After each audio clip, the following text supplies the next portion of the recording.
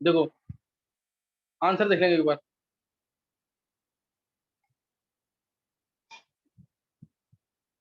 देखो इसने बोला कि 30.4% मोर न्यूट्रॉन्स हैं देन इलेक्ट्रॉन्स। 30.4% मोर न्यूट्रॉन्स देन इलेक्ट्रॉन्स है। तो इसमें फिर प्रोटॉन्स मान लेंगे, क्योंकि एक्स पे चार्ज इस बार +3 है। प्रोटॉन्स अगर एक्स हैं तो इलेक्ट्रॉन्स कम होंगे अब, क्योंकि पॉजिटिव का चार्ज है, तो x-3 होंगे। x-3 होंगे। और न्यूट्रॉन्स कितने हैं? वो है 30.4% ज्यादा देन इलेक्ट्रॉन्स। इलेक्ट्रॉन्स x-3 है, इससे 30.4% ज्यादा। तो x माइनस, हाँ सही है सबका जिसने आंसर निकाला ये, x-3 इंटू 30.4/100। ये क्या है? न्यूट्रॉन्स। अब प्रोटॉन्स प्लस न्यूट्रॉन्स कर देंगे। Protons plus neutrons, this is equal to, दे रखा 56। प्रोटॉन्स हमारे x हैं, neutrons x-3 plus x-3 into 30.4 divide by 100, this is equal to 56। यहां से x निकालोगे, ये आ जाएगा डायरेक्ट 26। x 26 आ जाएगा, तो सिंपल बन गया, आयरन आ गया। x लिख दो या आयरन लिख दो, एक ही बात है। और 56।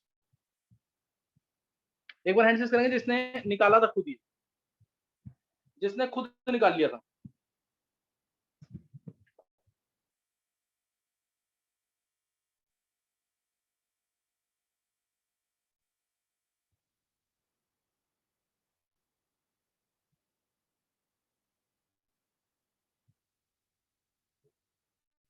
सर 17 बच्चों। सर मेरे गर्भ 28 लिपिका, आ रहा है। सर मेरे प्रोटॉन्स 28 आ रहे हैं।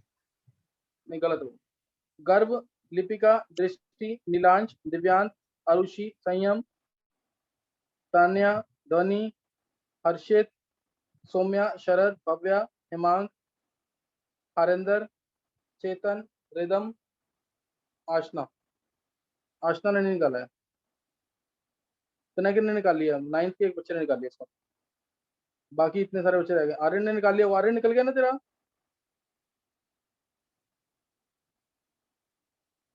डिम्पल, गर्भ सिंगल, नयन, पूर्वांश, तनिष्क, हिमांशी, देखो सबसे निकलना चाहिए था ये। चलो नेक्स्ट सब है। नेक्स्ट एक क्वेश्चन और करो, ये सबका निकलना चाहिए, सेम इसी टाइप का क्वेश्चन। एक इसी टाइप का क्वेश्चन और करेंगे, ये निकलना चाहिए सबको। An element with mass number 81,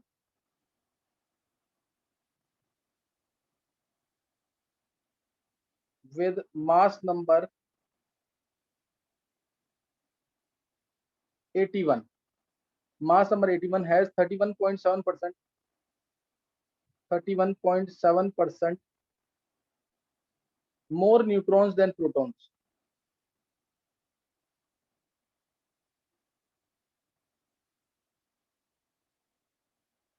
Than protons. Symbol बताना तुम्हें, सिंबल क्या होगा? इसका क्या सिंबल होगा?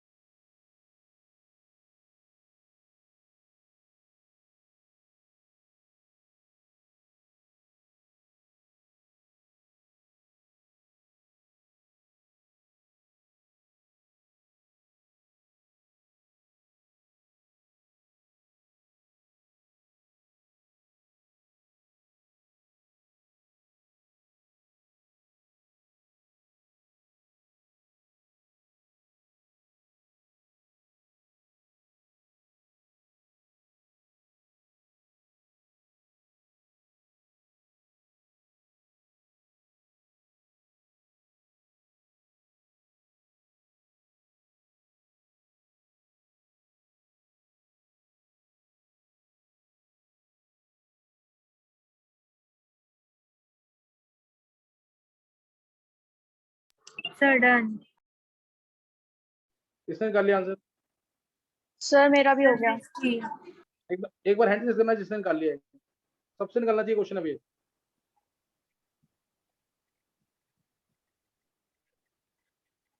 अभी सिर्फ 7 बच्चों ने निकाला है, शरद, गर्भ, दृष्टि, आरुषि, तान्या, चेतन, ध्वनि, गर्व, हरिंदर, डिम्पल। अभी ये सब निकालो, अभी सब निकालो आंसर। हिमांग, सर मैंने आपको आंसर सेंड कर दिया। सही है। आर्यन, सबका निकालना चाहिए।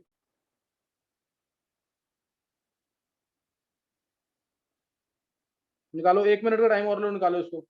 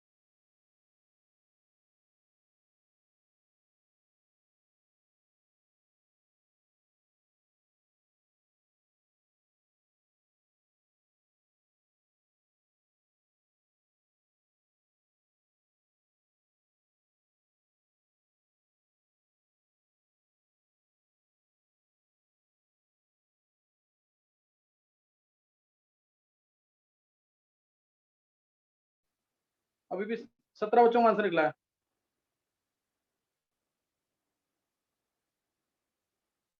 भव्या का आंसर, भव्या, दिव्यांश, नयन,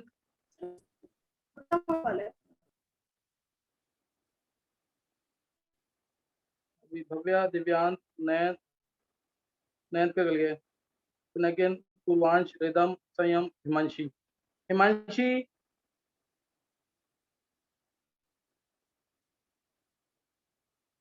18 बच्चों निकाल। देखो ये क्वेश्चन आने चाहिए सबको, सबसे निकलने चाहिए।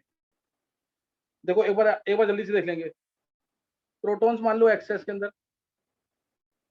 प्रोटॉन्स एक्स है, इलेक्ट्रॉन्स भी एक्स होंगे क्योंकि न्यूट्रल है, एलिमेंट बोला हुआ इसने।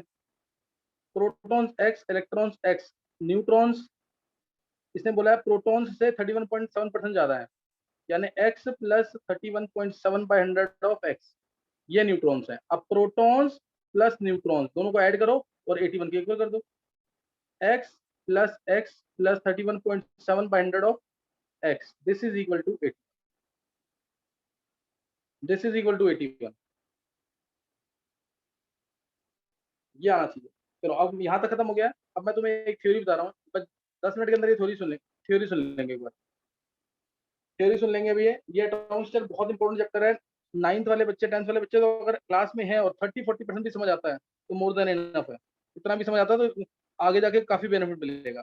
देखो थ्योरी जो है इसमें, जैसे तुम्हें एटम के स्ट्रक्चर के बताने के, एटम के स्ट्रक्चर को बताने के लिए पहले डाल्टन आया, डाल्टन ने डिटेल दी, थॉमसन आया, थॉमसन ने डिटेल दी, फिर उसके असिस्टेंट दो आए, रदरफोर्ड और बोहर, उन्होंने डिटेल दी। लास्ट में हम पढ़ेंगे wave mechanical model of an atom, last में पढ़ेंगे wave mechanical model of atom. बीच में मैक्सवेल ने कुछ कंसेप्ट दिए थे, मैक्सवेल मैक्सवेल ने जो कंसेप्ट दिया था, उसने दिया था अपने electromagnetic wave theory, EM theory.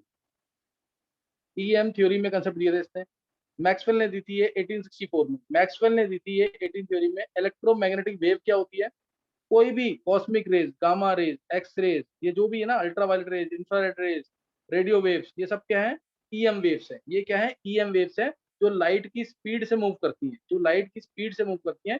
इनको कोई मीडियम नहीं चाहिए ट्रैवल करने के लिए, इनको कोई मीडियम नहीं चाहिए होता ट्रैवल करने के लिए, यानी ये खुद ही ट्रैवल करती हैं। ये एयर मीडियम हो गया, जैसे मैंने स्टोन फेंका वाटर के अंदर, तो वेव्स बनेंगी, वो कहाँ मूव कर रही हैं? वाटर के ऊपर। वाटर क्या हो गया? मीडियम। तुम अपने घर से पढ़ने जाते हो कहीं पे भी, तो जैसे साइकिल से गए, बाइक से गए, कैसे भी, तो साइकिल और बाइक क्या हो गए? मीडियम हो गए। इनको कोई मीडियम नहीं चाहिए ट्रैवल करने के लिए। तो मैंने क्या बोला? ईएम वेव जो होती हैं स्पीड ऑफ लाइट से मूव करती हैं, इनको कोई मीडियम नहीं चाहिए ट्रैवल करने के लिए। और ईएम नाम से तो लग रहा है, इसके अंदर इलेक्ट्रिक फील्ड भी होगा, मैग्नेटिक फील्ड भी होगा, दोनों होंगे एक दूसरे के परपेंडिकुलर, और साथ में डायरेक्शन और प्रोपेगेशन के भी परपेंडिकुलर होंगे। और लास्ट मोस्ट इंपॉर्टेंट पॉइंट, जिसकी वजह से थ्योरी थोड़ा बहुत फेल हुई थी, ये इसने बोला था कि जो भी रेडिएशन एमिट होती है किसी भी सोर्स से, जैसे एक रॉड से रेडिएशन निकल रही है, सन से रेडिएशन आ रही है, बल्ब से रेडिएशन आ रही है, इसने बोला था वो रेडिएशन होती है कंटिन्यूअस। इसने बोला था कि वो रेडिएशन होती है कंटिन्यूअस, जो कि बाद में आके कंटिन्यूअस होती हैं। तो इसलिए इसके अकॉर्डिंग एनर्जी जो है वो डायरेक्टली प्रोपोर्शनल थी इंटेंसिटी। इंटेंसिटी कह लो, अमाउंट ऑफ लाइट, ऐसे सिंपल वर्ड में समझना। एनर्जी डायरेक्टली प्रोपोर्शनल किसके? इंटेंसिटी के। इंटेंसिटी मींस अमाउंट, कितना अमाउंट है। जैसे इंटेंसिटी ऑफ लाइट में बोलता हूँ, यानी अमाउंट ऑफ लाइट, यानी अमाउंट ऑफ लाइट। इंटेंसिटी वैसे मतलब क्या होता है? जैसे नंबर ऑफ फोटोन्स, लाइट की बात करते हैं अगर, तो नंबर ऑफ फोटोन्स, जैसे इतने एरिया में नंबर ऑफ फोटोन्स कितने आ रहे हैं इस एरिया में, पर यूनिट वॉल्यूम पर सेकंड, इतने वॉल्यूम में एक सेकंड के अंदर या पर यूनिट टाइम में कितने फोटोन्स आ रहे हैं। तो यहाँ ये इंटेंसिटी है। अब इसी वॉल्यूम में अगर मैं नीचे चेक कर रहा हूँ, अगर आ रहे हैं ऐसे 1 2 3 4 5, तो इस केस में नीचे इंटेंसिटी क्या होगी? ज्यादा होगी। ज्यादा फोटोन्स आएंगे तो वो इलेक्ट्रॉन को ज्यादा निकालेंगे यहाँ से। इंटेंसिटी का थोड़ा सा मीनिंग मैंने बताया यहाँ पे भी। इंटेंसिटी मतलब अमाउंट। समझ आई बात कि नहीं है? तो एक बार दोबारा सुनेंगे इसके पॉइंट्स, और रट देने हैं चारों पॉइंट्स अभी, चारों पॉइंट्स याद कर लेने हैं इसके भी। इलेक्ट्रोमैग्नेटिक थ्योरी जो कि मैक्सवेल ने दी थी, इसके 4 पॉइंट्स नोट करेंगे। पहला point, radiations emitted from any source are continuous. Radiations क्या है? कंटिन्यूअस, पहला पॉइंट, जो कि बाद में प्रूव हुआ था रॉन्ग। इसके अकॉर्डिंग एनर्जी क्या थी? Proportional to intensity. ये होती नहीं है कभी भी। एनर्जी प्रोपोर्शनल किसके होती है? फ्रीक्वेंसी के। आगे बताऊंगा मैं। तो पहला पॉइंट था radiation emitted from any source, that is rod, bulb, sun, किसी भी से, आर इन कंटिन्यूअस फॉर्म। ये ऐसे रेडिएशन आते हैं, ऐसे आते हैं, लेकिन एक्चुअल में ऐसे नहीं आती है रेडिएशन, कंटिन्यूअस नहीं होती, डिसकंटिन्यूअस होती है। Second point, these radiation they consist of electric field and magnetic field. These radiation, ये जैसे ये रेडिएशन आ रही है, ये इनका डायरेक्शन ऑफ प्रोपेगेशन, रेडिएशन आ रही है, डायरेक्शन ऑफ प्रोपेगेशन है, ये ऐसे मूव कर। दे consist of electric and magnetic field, इसके अंदर इलेक्ट्रिक फील्ड भी होगा, जैसे ये इलेक्ट्रिक फील्ड मान लिया, ये ई है electric field. They consist of electric and magnetic field which are perpendicular to each other. Magnetic field मान लिया मैंने, ये ऐसे चल रहा है, यहाँ पे इसी में मान लो ऐसे,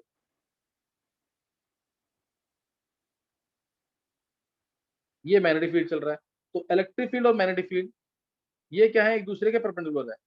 ये ई है और ये बी, मैग्नेटिक फील्ड, ये दोनों एक दूसरे के परपेंडिकुलर हैं, और डायरेक्शन ऑफ प्रोपेगेशन के भी परपेंडिकुलर है, डायरेक्शन ऑफ प्रोपेगेशन के भी परपेंडिकुलर है। तुम ये सोच सकते हो ऐसे कि तुम अपने हाथ से चाहोगे ना, हाथ से देखकर भी कर सकते हो। जैसे ये, तो ये डायरेक्शन ऑफ प्रोपेगेशन है, ये इसके परपेंडिकुलर चल रहा है, दिख रहा है तुम्हें इलेक्ट्रिक फील्ड। और एक ना, तो यहाँ से रेज तुम्हारी तरफ आती हुई, यहाँ से रेज ये तुम्हारी तरफ आती हुई, ये तुम्हारी तरफ आती हुई, तो ये भी तो परपेंडिकुलर ही होंगे। समझिए कि नहीं है?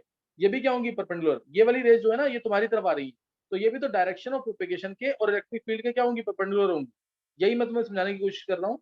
इन रेडिएशंस के पास इलेक्ट्रिक फील्ड होगा, मैग्नेटिक फील्ड होगा, जो एक दूसरे के आपस में परपेंडिकुलर होंगे, और डायरेक्शन ऑफ प्रोपेगेशन के भी परपेंडिकुलर होंगे। क्लियर होगी बात की नहीं है? फिर तीसरा, these Yes, radiation sir. They move with, हाँ, these radiation they move with speed of light. ये स्पीड ऑफ लाइट से मूव करेंगे, यानी सी की वैल्यू से, जो कि होती है 3 × 10⁸ मीटर पर सेकंड, इतनी स्पीड से मूव करेंगे रेडिएशन। फोर्थ पॉइंट है, they do not require any medium for propagation, they do not require any medium for propagation. इसका मीनिंग मैंने तो बता दिया है, इनको कोई मीडियम नहीं चाहिए, ना वाटर ना एयर, ये वैक्यूम में ट्रेवल कर सकते हैं। They do not require any medium for propagation. ये 4 पॉइंट्स थे ईएम थ्योरी के। चारों क्लियर हो गए सबको कि नहीं? एक बार हैंड से करना जिसको क्लियर हो गया जल्दी से, जिसको ये क्लियर हो गया ईएम थ्योरी के चारों पॉइंट्स।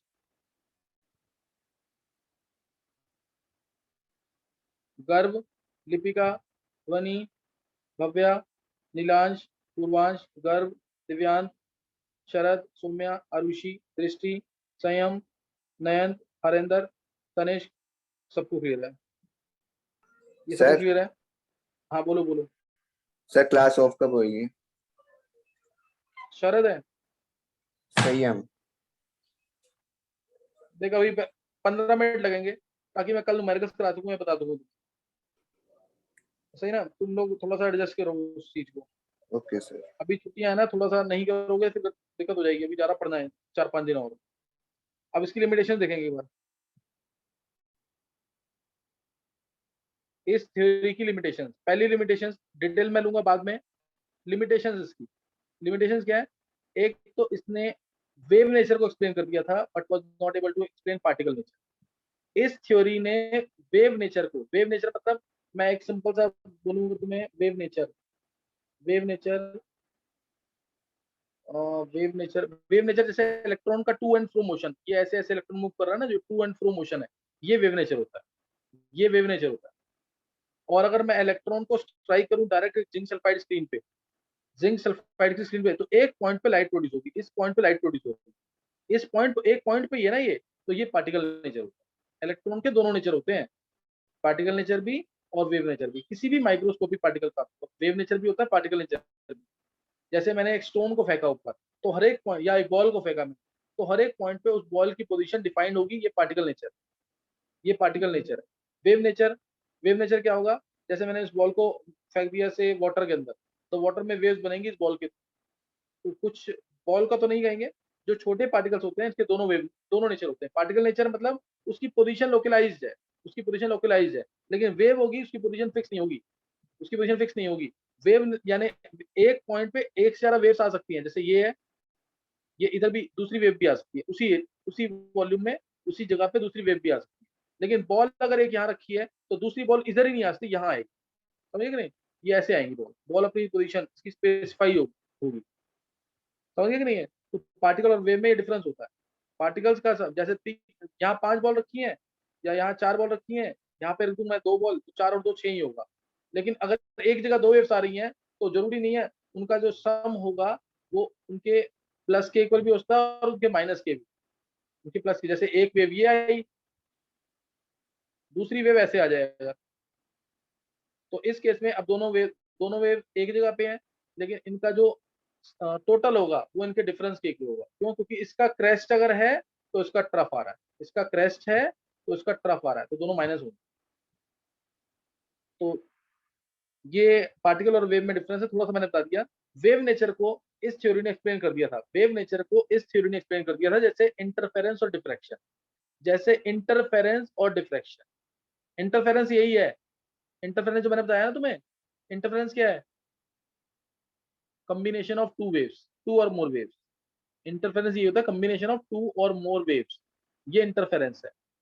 और डिफ्रैक्शन क्या होता है? Bending of light. कोई ऑब्स्टेकल आएगा तो लाइट बेंड कर जाती है ना, कोई भी ऑब्स्टेकल आएगा तो लाइट या वेव बेंड कर जाती है, वो डिफ्रैक्शन हो, वो डिफ्रैक्शन हो। इंटरफेरेंस होता है कॉम्बिनेशन ऑफ टू वेव्स, ये इंटरफेरेंस है। ये मैंने भी दिखाया तुम्हें, ये इस तरीके से, ये इस तरीके से। तो डिफ्रैक्शन क्या है? बेंडिंग ऑफ वेव और bending of light. Wave nature को एक्सप्लेन कर दिया था इस थ्योरी ने, लेकिन पार्टिकल नेचर को एक्सप्लेन नहीं कर पाया था, जैसे ब्लैक बॉडी रेडिएशन, इसको एक्सप्लेन नहीं कर पाया। सर पोलराइजेशन भी दूसरा, उसमें आता है, वेव नेचर में आता है या पार्टिकल में आता है पोलराइजेशन? पोलराइजेशन किस चीज का? पोलराइजेशन किस चीज का? जैसे कंपाउंड का पोलराइजेशन है। पोलराइजेशन मतलब पॉजिटिव और नेगेटिव चार्ज देना, तो पॉजिटिव और नेगेटिव चार्ज जो दे रहे हैं हम, ये वेव नेचर में ही आएगा। Okay sir. देखो ब्लैक बॉडी रेडिएशन है, ये पार्टिकल नेचर में आता है, इसको एक्सप्लेन नहीं कर पाया था। Photo electric effect most important, जिससे क्वेश्चन आने हैं पेपर में, फोटो इलेक्ट्रिक इफेक्ट डिटेल में लेना है इसको, इसको भी एक्सप्लेन नहीं कर पाया। जहाँ पे लाइट पड़ेगी वहां से फोटोन, जहाँ पे फोटोन आएंगे वहां से फोटो इलेक्ट्रॉन बाहर निकलेंगे। ये कौन सा नेचर है? Particle nature. इसको भी एक्सप्लेन नहीं कर पाया था, ये डिटेल में पढ़ना है हमें। ब्लैक बॉडी रेडिएशन और फोटो इलेक्ट्रिक इफेक्ट, इन दोनों को, ये पार्टिकल नेचर है दोनों, इनको एक्सप्लेन नहीं कर पाया था। इसके अलावा it could not explain variation of heat capacity with temperature, variation of heat capacity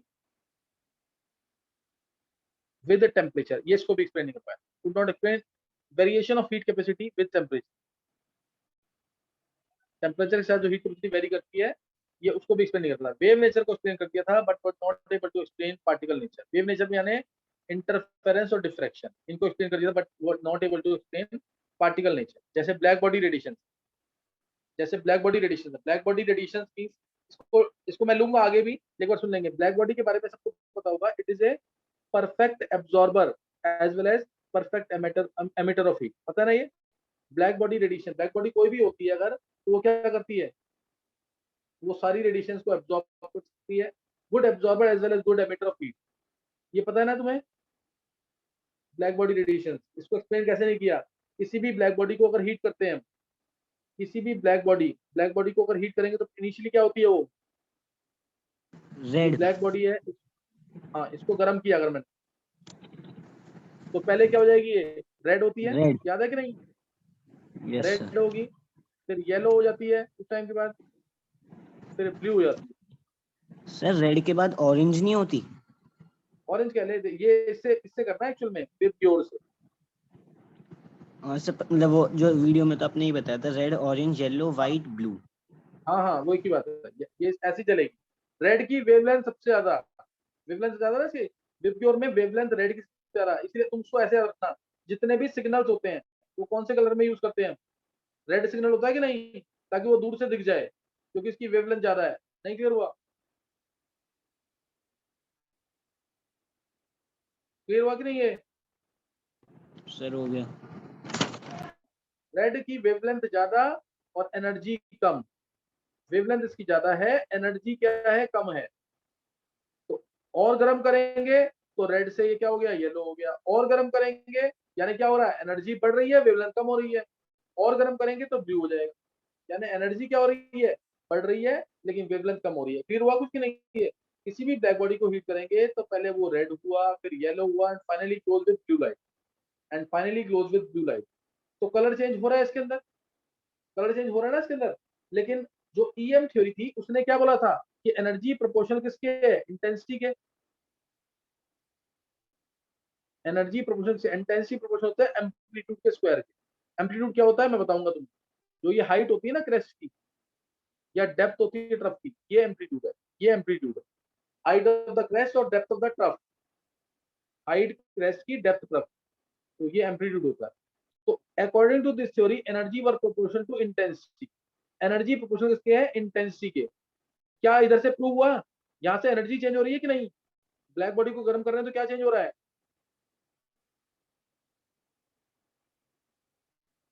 black body को अगर गर्म कर रहे हैं तो क्या चेंज हो रहा है, बोलो।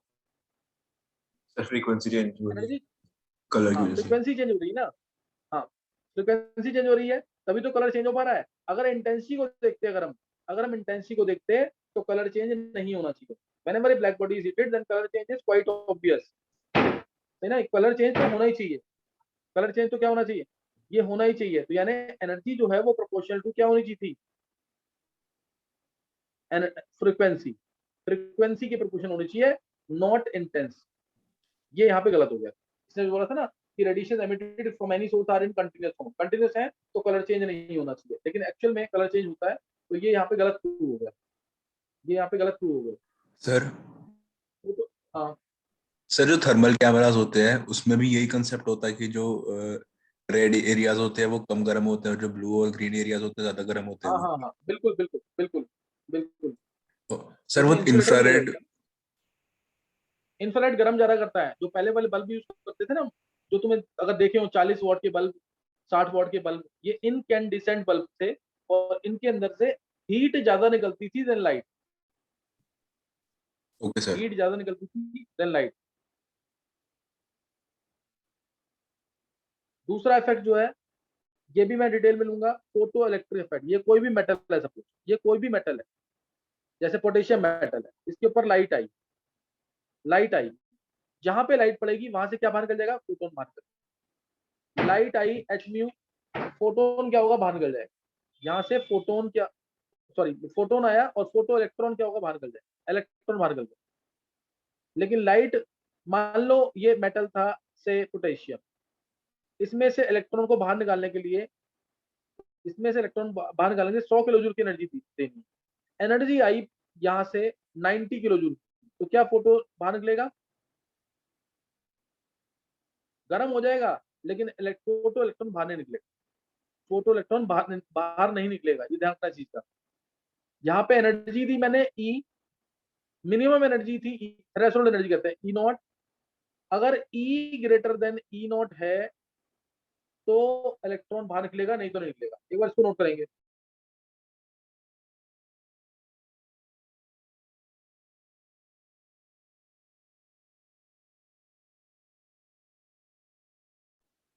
ये क्लियर हुआ है कि नहीं, ई ग्रेटर देन ई नॉट है। इसमें जो बताया वो रिपीट कर देना।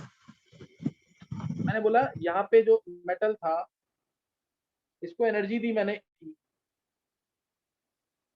ई एनर्जी, 100 एनर्जी दी। इलेक्ट्रॉन को निकालने के लिए एनर्जी, इलेक्ट्रॉन को निकालने के लिए एनर्जी 90 चाहिए, तो इलेक्ट्रॉन बाहर निकल जाएगा ना इसमें से। Yes sir. E greater than E not है तो फोटो इलेक्ट्रिक इफेक्ट होगा, इलेक्ट्रॉन बाहर निकलेगा, निकलेगा, ठीक ना। और ई अगर लेस देन ई नॉट है तो कोई फोटो इलेक्ट्रिक, तब इलेक्ट्रॉन, सिर्फ मेटल गर्म हो जाएगा लेकिन फोटो इलेक्ट्रिक इफेक्ट नहीं हो पाएगा, फोटो इलेक्ट्रिक इफेक्ट नहीं हो पाएगा। और ई जो ई नॉट है तो इलेक्ट्रॉन बाहर तो निकलेगा लेकिन मूव नहीं करेगा, इलेक्ट्रॉन बाहर निकलेगा लेकिन मूव नहीं करेगा। इस वाले केस में फोटो इलेक्ट्रिक इफेक्ट अगर होता है तो ई जो क्या होगा, ई नॉट प्लस काइनेटिक एनर्जी। और काइनेटिक एनर्जी कौन सी वाली होगी, मैक्सिमम वाली। बस इतना पार्ट याद रखना, और डिटेल में बाद में लूंगा, क्योंकि नहीं तो तुम्हें समझ नहीं आएगा। ई की वैल्यू एच म्यू होती है, ई नॉट की वैल्यू एच म्यू नॉट होती है, काइनेटिक एनर्जी मैक्सिमम क्यों है, ये काइनेटिक एनर्जी मैक्सिमम कौन है, कौन बताएगा ये काइनेटिक एनर्जी मैक्सिमम क्यों बोलते हैं इधर। सर जो सर क्योंकि पोटेंशियल एनर्जी 0 होती है। नहीं, वो तो तुम कुछ भी सोचते हो, पता करो क्या कह रहा है। सर क्योंकि जो फोटो इलेक्ट्रॉन्स एमिट होते हैं सर, वो रेंज ऑफ काइनेटिक एनर्जी के साथ एमिट होते हैं, सबकी सेम नहीं होती। हाँ, ये भी कहता है, देख देख, अगर मैंने बोला ना 100 की एनर्जी थी, 90 से इलेक्ट्रॉन को बाहर निकला था, तो मैक्सिमम काइनेटिक एनर्जी कितनी होगी, 10 ही तो होगी, यस सर। है ना। मैक्सिमम काइनेटिक एनर्जी 10 ही तो होगी, इसको मिनिमम थोड़ी बोलेंगे, इससे ज्यादा तो हो ही नहीं सकती ना, नहीं सर। इसलिए इसको मैक्सिमम बोलेंगे। काइनेटिक एनर्जी जो होगी वो मैक्सिमम होगी, ई जो E naught plus kinetic energy maximum. अच्छा, एक बार बताएंगे प्लैंक्स क्वांटम थ्योरी भी कैसे हमने पढ़ ली है।